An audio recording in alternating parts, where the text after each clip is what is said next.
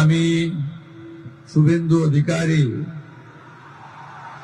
ঈশ্বরের নামে শপথ করিতেছি যে বিধি দ্বারা স্থাপিত ভারতের সংবিধানের প্রতি আমি অকৃত্রিম নিষ্ঠা ও আনুগত্য পোষণ করিব।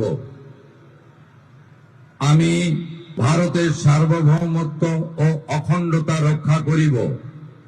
পশ্চিমবঙ্গ রাজ্যের মুখ্যমন্ত্রী রূপে আমার কর্তব্যসমূহ নিষ্ঠাপূর্বক এবং বিবেকসম্মতভাবে নির্বাহ করিব এবং ভয় বা পক্ষপাত, প্রীতি বা বিদ্বেষ রহিত হইয়া সকল শ্রেণীর জনগণের প্রতি সংবিধান ও বিধি অনুসারে ন্যায় আচরণ করিব।